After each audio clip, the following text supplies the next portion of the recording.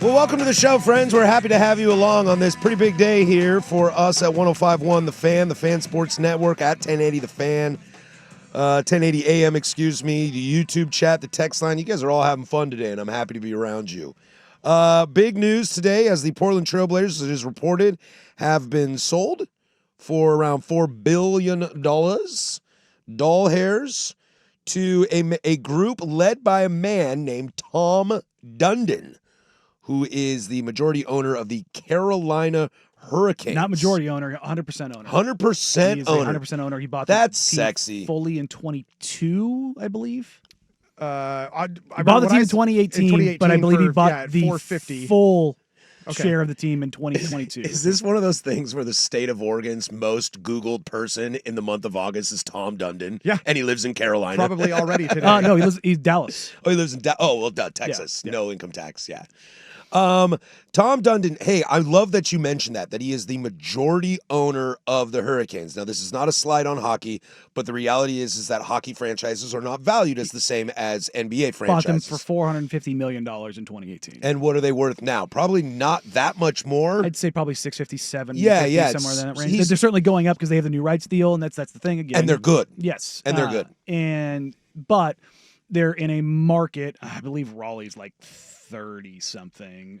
Let's see, Raleigh media market size. Oh no, actually, it's 22nd. It's just behind Portland. Oh, so it's same as us. Yeah. What's up?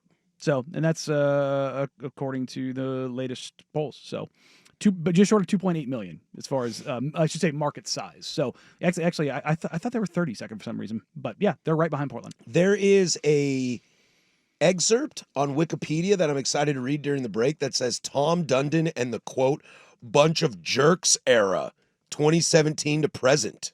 You telling me that this guy, I need Hockey Boy to chime in for this. Are you telling me that this guy's created a bad boy identity in Carolina? Because look, dude, majority ownership, identity, that gets my pants real tight. Because that's one direction. That's one voice.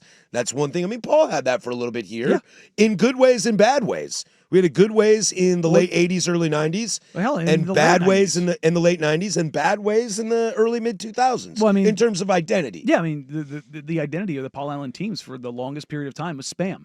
Spend Paul Allen's money. the CBA and where it's at today is largely because of Paul Allen. Yeah.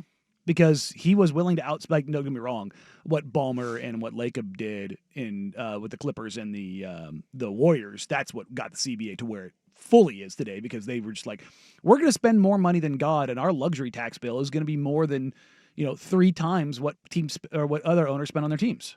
And they're like, yeah, we can't have that. Sorry. So that pushed it. But Paul Allen, I believe, was the first owner in the NBA to have a $100 million payroll. Really? Yeah, he said, screw it, let's go. He said, F them kids. Some other interesting things about old Tommy Boy here. It looks like when he took over for the Hurricanes, he went through jersey changes, went to an updated flag logo corrected to a hurricane warning flag, and also made the Canes on the sweater, on the front of the sweater. You've seen that for the Hurricanes? Yeah. It just says Canes. Yeah. So, I mean, if history repeats itself, and we'll get into what we think the future looks like a little bit later, this guy puts a stamp on it, is what I'm seeing.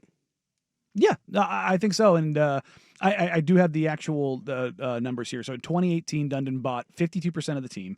And then in 2021, he required all remaining minority shares of the Carolina Hurricanes, becoming the franchise's sole owner. Dude, I wanted to do that with the Blazers. Well, I will say, if he doesn't have the money, shortening the name on the front of the jersey to the Canes and whatnot, we've already got Blazers on the front of the jersey. And dude, I swear to God, if they go Zers, we riot. I will throw him into the Willamette. Not me, I'll do it. We I'll buy a jersey. riot. No, Pitchfork time. It's god awful. Anybody man. who says Zers, I am immediately out on as a human being. Dude, I love Zers.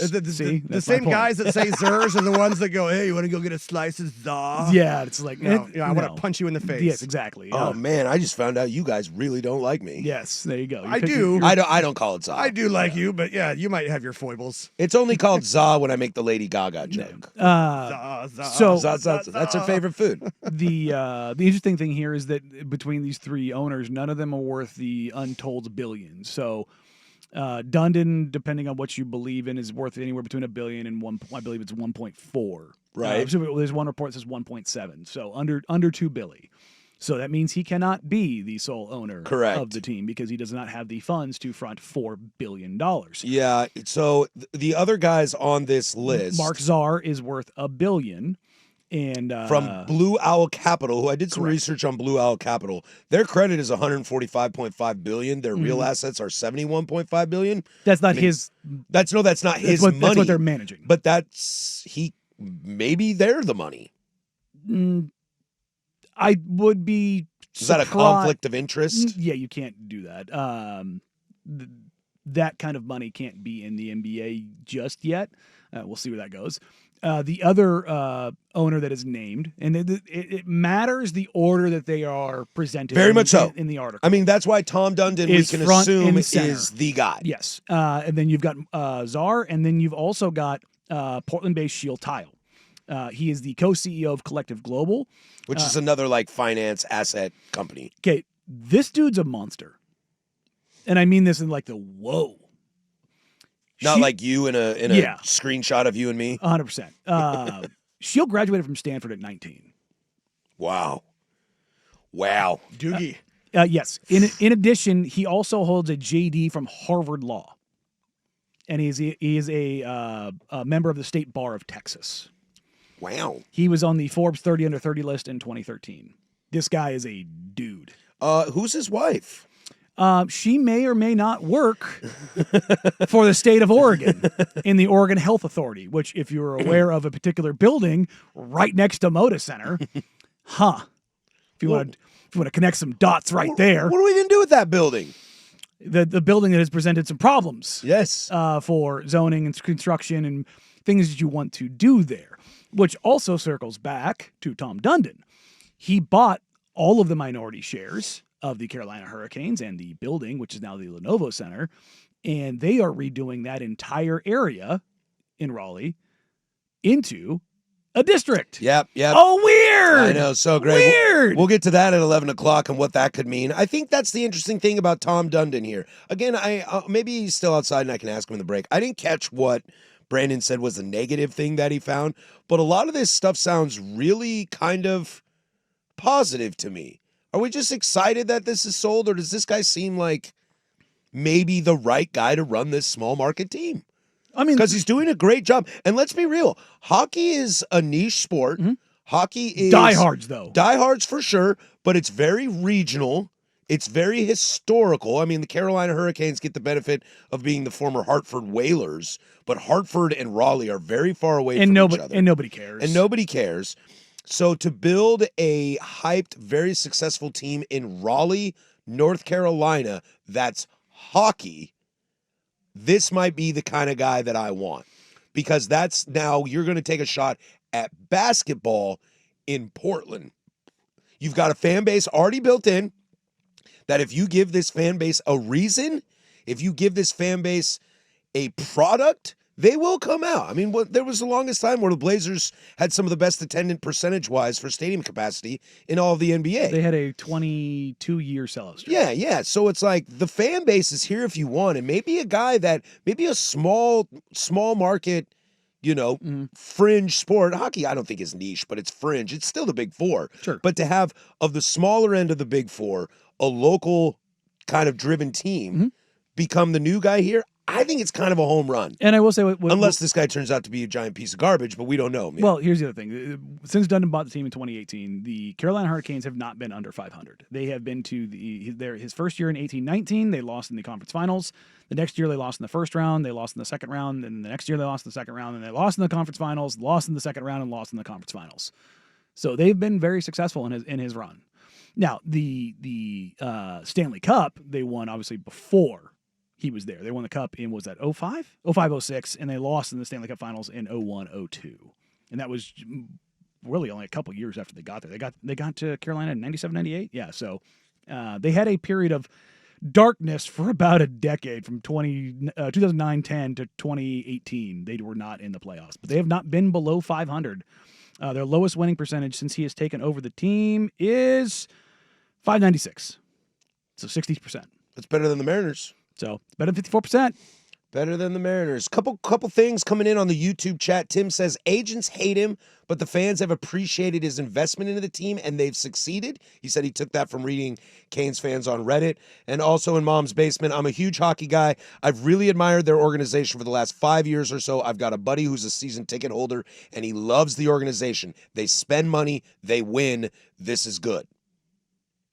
Well, the spending money part I'll push back on a little bit, but yes, they are not the cheapest team, but they are not spending all of the money. Side note, I know we're up against it, but side note real quick, do you think, I don't know how many new owners are going to come into any of the big four sports and be cheap.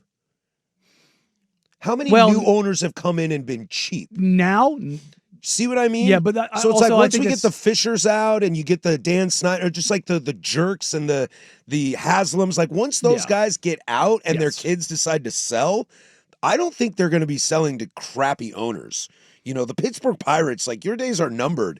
If you're a 12-year-old Pirates fan, by the time you are 50, you might have competent ownership. Now that sucks to wait 38 years, but you might have competent ownership. And that's maybe something we overlooked in this situation. So the Hurricanes are the 23rd lowest or highest payroll in the NHL. But they're good. Sure, but again, they're not spending all of the money. Like the Golden Knights are 1, Montreal 2, Florida 3, Edmonton 4, Philly 5, Dallas Only 6. One of those teams have won a Stanley Cup in the last 10 years.